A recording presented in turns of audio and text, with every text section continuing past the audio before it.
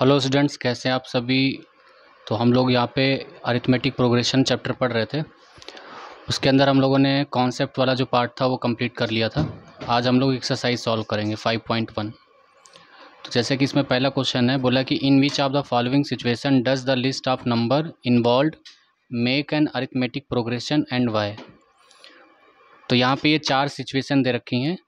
इसमें से कहा गया कि इन चारों सिचुएशन में से जो नंबर आए हैं, जैसे पहले वाले क्वेश्चन में जो नंबर आया है वो नंबर एपी में है, ठीक है, या नहीं, और अगर हैं तो क्यों हैं, और अगर नहीं है तो क्यों नहीं है, ठीक है। तो जैसे हम लोगों ने पढ़ा था कि जो अरिथमेटिक प्रोग्रेशन होती है उसमें जो नंबर्स होते हैं उन नंबर के बीच का जो डिफरेंस होता है वो हर जगह क्या होता है, इक्वल होता है, ठीक है। दो कॉन्जिक्यूटिव नंबर्स के बीच का जो डिफरेंस होगा वो हर जगह क्या होगा, बराबर होगा, ठीक है। तो चलो सॉल्व करते हैं। अब जैसे पहला क्वेश्चन इसमें बोला गया है कि the taxi fare each kilometre when the fair is 15 kilometre for the first kilometre and 8 for each additional kilometre. Question में ये बोला जा रहा है कि एक टैक्सी का जो किराया है वो पहले किलोमीटर के लिए 15 रुपये है, उसके बाद हर एक किलोमीटर का 8 रुपये है। मतलब जैसे कि अगर कोई इंसान 2 किलोमीटर जाता है तो पहले किलोमीटर का उसको कितना रुपये देना पड़ेगा, 15 रुपये देना पड़ेगा, और दूसरे किलोमीटर का उसको 8 रुपये देना पड़ेगा। जैसे मान लो कोई 3 किलोमीटर जा रहा है तो उसको पहले किलोमीटर का 15, फिर दूसरे का 8, फिर 8, ठीक है। तो क्वेश्चन आई थिंक कि आप लोग समझ गए होंगे। चलो इसको सॉल्व करते हैं, इसको साइड में रख देते हैं। देखो क्वेश्चन में बोला गया है कि पहले किलोमीटर का आपको 15 रुपये, जैसे मान लो कोई एक ही किलोमीटर गया तो उसको कितना रुपये देना पड़ेगा, 15 रुपये। और उसके बाद मान लो अगर कोई इंसान 2 किलोमीटर गया तो पहले किलोमीटर का 15 रुपये और दूसरे किलोमीटर का 8 रुपये। फिर अगर मान लो कोई इंसान 3 किलोमीटर गया तो पहले किलोमीटर का 15 रुपये, फिर उसके बाद दूसरे किलोमीटर का 8 रुपये, और उसके बाद फिर 8 रुपये, ऐसा चलता रहेगा, ठीक है। तो पहले किलोमीटर का 15 रुपये आ जाएगा, 2 किलोमीटर हो जाएगा, कितना हो जाएगा, 23 रुपीज़ हो जाएगा। इसको जोड़ोगे तो ये हो जाएगा 31, ठीक है। तो ये पहले किलोमीटर का आ गया, ये दूसरे किलोमीटर का आ गया, और ये तीसरे किलोमीटर का आ गया।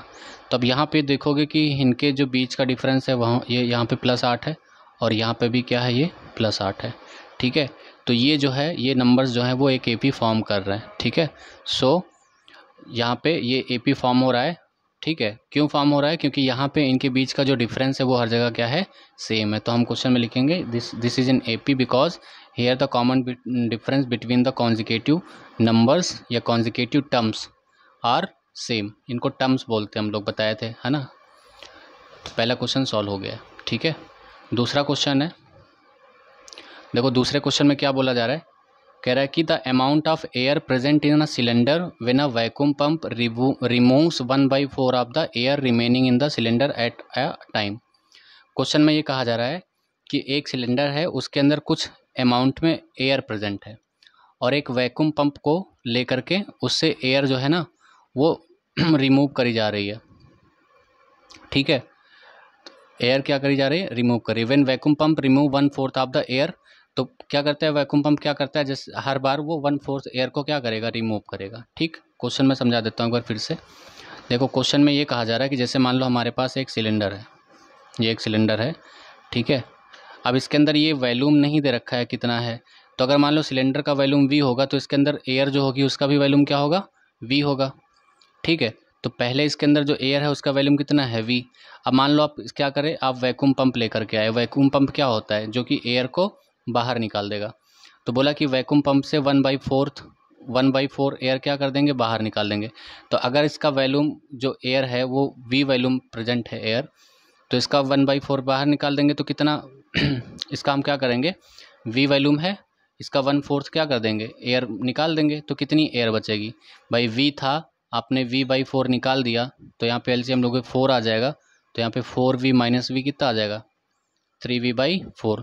तो पहले आपका V वॉल्यूम रहेगा, उसके बाद जब 1/4 वॉल्यूम आप निकाल दोगे तो कितना वॉल्यूम बचेगा, 3V/4। अभी कितना बचा, 3V/4 बचा। अब उसके बाद बोला है कि फिर जो बचा है, रिमेनिंग जो बचा है उसका फिर 1/4 आपको निकाल देना है। तो 3V/4 का फिर 1/4 निकाल दो, ठीक है। तो ये कितना हो जाएगा, 3V/16। तो रिमेनिंग कितना बचेगा भाई, देखो इतना था और उसमें से इतना आपने निकाल दिया, तो कितना बचेगा, 3V/4 - 3V/16, 16। तो ये कितना आ जाएगा, यहाँ पे एलसीएम हो जाएगा 16।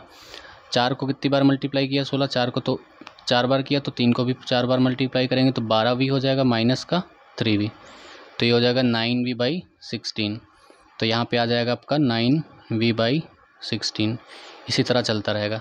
तो पहला हमारा टर्म आ गया v, दूसरा आ गया 3v/4, उसके बाद तीसरा आ गया 9v/16।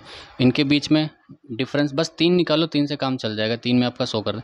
इनके बीच का अगर आप डिफरेंस निकालोगे तो 3v/4 माइनस v निकालोगे तो कितना आ जाएगा, 3v माइनस 4v अपान में 4, तो ये डिफरेंस आ जाएगा माइनस का v/4। तो यहाँ पे डिफरेंस आया माइनस का v/4। यहाँ पे डिफरेंस चेक करो, तो यहाँ पे जब डिफरेंस निकालेंगे तो ये होगा 9v/16 माइनस 3v/4। पूरा एलसीएम क्या हो जाएगा, यहाँ पे 16 हो जाएगा। ये 9v होगा, 4 को हमने 4 बार मल्टीप्लाई किया तो यहाँ पे 12 बार हो जाएगा 12v। 9v में से 12v चला जाएगा तो माइनस का 3v/16 बचेगा। तो यहाँ पे डिफरेंस आ रहा है माइनस का 3v/16। तो देखो यहाँ पे जो डिफरेंस है ना वो सेम नहीं है, तो जब डिफरेंस सेम नहीं होगा तो ये क्या होगा, हमारा एपी में नहीं होगा। ठीक है, तो ये हमारा एपी नहीं है, क्योंकि एपी में होने के लिए क्या होना होता है कि जो कॉन्जिक्यूटिव टर्म्स हैं उनके बीच का जो कॉमन डिफरेंस, उनके बीच का जो डिफरेंस है वो हर जगह कॉमन होना चाहिए। ठीक है, आई थिंक कि समझ में आया होगा। ठीक है, उसके बाद ये जो तीसरा क्वेश्चन है इसमें कह रहा है कि the cost of digging a well after every metre of digging when it cost ₹150 for the first meter and rises by 50 for each subsequent meter। Question में ये कहा जा रहा है कि एक गड्ढा खोदा जा रहा है। ठीक है, तो जब गड्ढा खोदा जा रहा है तो पहले मीटर का जो पैसा है, जैसे मान लो पहला 1 मीटर गड्ढा खोदा है ना, 1 मीटर हाइट तक गड्ढा खोदा, तो उसको 150 रुपये देना है। उसके बाद फिर हर एक मीटर का 50 रुपये बढ़ता जाएगा। जैसे अगर मान लो किसी ने 2 मीटर गड्ढा खोदा होगा तो पहले मीटर का 150 और दूसरे मीटर का 50, तो 200 रुपये। तो चेक करते हैं, तो जैसे मान लो अगर कोई इंसान गड्ढा खोदेगा तो पहले 1 मीटर हाइट तक नीचे गहराई में गड्ढा खोदा तो उसको 150 रुपये देने। उसके बाद अगर फिर 2 मीटर हाइट तक खोदा होगा तो पहले मीटर का तो 150 पड़ेगा और प्लस उसके बाद 50 रुपये पड़ेगा, है ना। इसी तरह अगर मान लो 3 मीटर हाइट तक खोदा होगा तो 150 पहले मीटर का पड़ेगा, फिर 50 और उसके बाद फिर 50, है ना। इसी तरह आपका ये चलता जाएगा। ठीक है, तो पहले मीटर का आ गया 150, उसके बाद यहाँ पे कॉमा लगेगा, दूसरे मीटर का कितना आ जाएगा 200 आ जाएगा और तीसरे मीटर का आ जाएगा आपका 250, ऐसा चलता रहेगा। तो यहाँ पे अगर आप डिफरेंस देखोगे तो यहाँ पे आपका डिफरेंस आ गया +50 का और यहाँ पे भी आपके आगे आ गया +50 का। तो यहाँ पे आपका जो डिफरेंस है वो हर जगह क्या है, सेम है। तो ये क्या है, एपी में है। ठीक है, बिकॉज यहाँ पे बोला था ना वाई क्यों एपी में है, बिकॉज यहाँ पे जो टर्म्स के बीच का जो डिफरेंस है वो हर जगह क्या है, सेम है। ठीक है, उसके बाद क्वेश्चन नंबर 3 है, अच्छा 3 हो गया है। ठीक है, क्वेश्चन नंबर 4 है। यहाँ पे बोला है the amount of money in a account every year, the amount of money in the account everywhere when ₹1000 is deposited at compound interest at 8% per annum। ठीक है, तो यहाँ पे आपको ना अमाउंट बताना है। चलो क्वेश्चन में पहले समझाने से पहले, इस क्वेश्चन को करने से पहले थोड़ा सा आपको कंपाउंड इंटरेस्ट का पता होना चाहिए। कंपाउंड इंटरेस्ट क्या होता है, देखो कंपाउंड इंटरेस्ट क्लास 6-7 में पढ़ाया जाता है, simple interest and compound interest. तो कंपाउंड इंटरेस्ट में जो अमाउंट निकालने का फार्मूला होता है वो होता है P1 + R/100 की पावर n।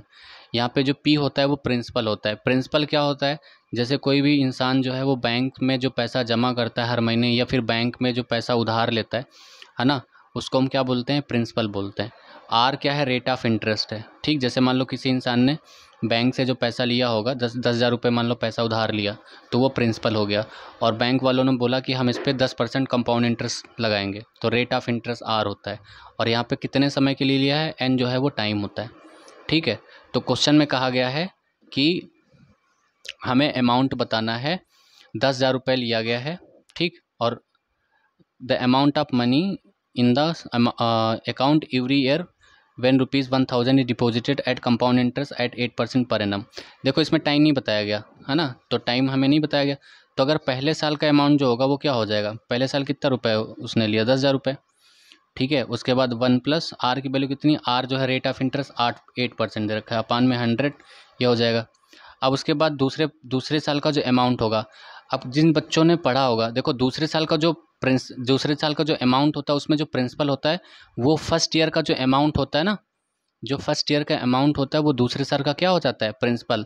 तो यहाँ पे आपका प्रिंसिपल क्या हो जाएगा, 10,000 1 + 8/100 इंटू 1 + 8/100। अच्छा, ये कितने बच्चों को नहीं समझ में आया? देखो प्रिंसिपल क्या हो जाएगा, सेकेंड ईयर का जो अमाउंट होगा ना, सेकेंड ईयर का जो अमाउंट है उसमें जो प्रिंसिपल है वो जो फर्स्ट ईयर का जो अमाउंट है वो सेकेंड ईयर का क्या हो जाएगा, प्रिंसिपल हो जाएगा। सेकेंड ईयर में जो अमाउंट है ना, अमाउंट उसमें जो प्रिंसिपल है वो क्या होगा, फर्स्ट ईयर का अमाउंट जो होगा वो सेकेंड ईयर का प्रिंसिपल बन जाएगा। तो ये 82 हो जाएगा, 1 2 3 10,000 और ये हो जाएगा 1 + 8/100 इसी तरह मान लो अगर तीसरे साल का निकालोगे तो तीसरे साल में क्या होगा कि जो सेकेंड ईयर का अमाउंट होगा वो तीसरे साल का प्रिंसिपल बन जाएगा, ठीक है। और यहाँ पे 1 + 8/100 की, ठीक है, यहाँ पे स्क्वायर था तो A3 आ जाएगा आपका 10,000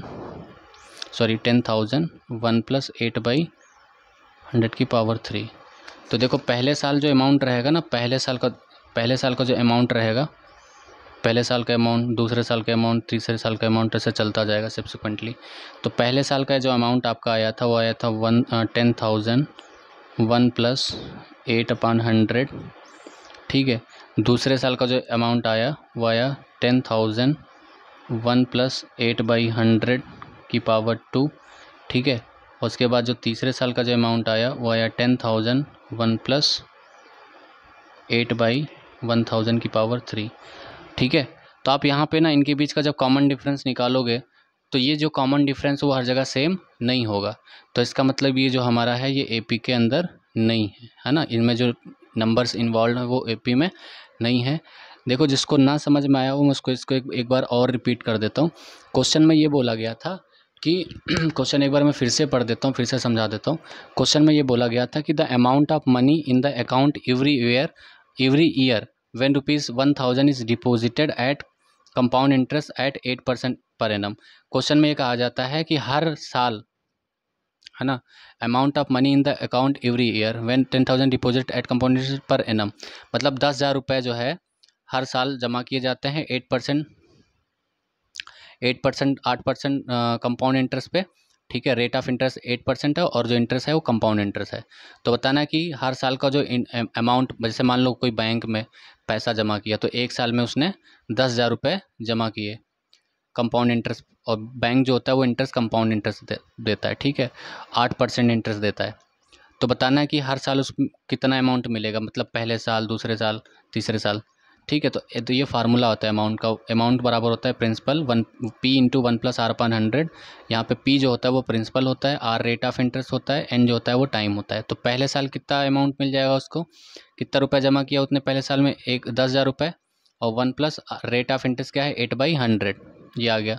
अब जो दूसरे साल का जो अमाउंट होगा ना, दूसरे साल का, उसमें जो प्रिंसिपल होगा, पहले साल का जो अमाउंट होता है वो दूसरे साल का प्रिंसिपल बन जाता है, और इंटू में 1 + 8/100 तो होगा ही होगा। उसके बाद ये चीज़ हो गया, यहाँ पे 1 + 8/100 दो बार आया तो स्क्वायर हो गया, ठीक है। तीसरे साल में जो तीसरे साल का जो अमाउंट होगा उसमें जो प्रिंसिपल होगा वो जो दूसरे साल का जो अमाउंट था वो तीसरे साल का क्या हो जाएगा, प्रिंसिपल हो जाएगा। 10,000 1 + 8/100 1 + 8/100 तो ये आ जाएगा 10,000 1 + 8/100 ठीक है। तो यहाँ पे जब हमने इसको एक साथ में रखा तो आ गया ये 10,000 1 + 8/100 10,000 1 + 8/100 10,000 1 + 8/100 ठीक है। तो यहाँ पे अगर हम लोग यहाँ पे डिफरेंस चेक करेंगे ना तो ये डिफरेंस जो होगा आपका AP में नहीं होगा, ठीक है। तो ये हमारा AP नहीं है। तो इसमें कौन कौन सा हमारा जो क्वेश्चन है वो AP में था, जैसे इसका जो पहला वाला पार्ट था, पहला वाला क्वेश्चन वो AP में था, ठीक है। उसके बाद फिर दूसरा वाला AP में नहीं था, तीसरा वाला AP में था, और चौथा वाला AP में नहीं है। अब ये जो क्वेश्चन नंबर 2 है इसको हम दूसरे वीडियो में करेंगे, ठीक है, क्योंकि मैं वीडियो ज़्यादा लंबा खींचना नहीं चाह रहा हूँ। और अगर कोई चीज़ नहीं समझ में आती है तो हमारा एक टेलीग्राम ग्रुप है, मैं वो कमेंट में जो फर्स्ट कमेंट होगा उसमें उसकी लिंक पिन कर दूंगा, तो वहाँ से आप जो है उसको ज्वाइन कर सकते हैं। तब तक के लिए आप पढ़ते रहिए, और उसके बाद हम यहाँ पे दूसरा, तीसरा, चौथा क्वेश्चन सॉल्व करेंगे, ठीक है। वीडियो आपको जल्दी ही मिल जाएगी। Thank you.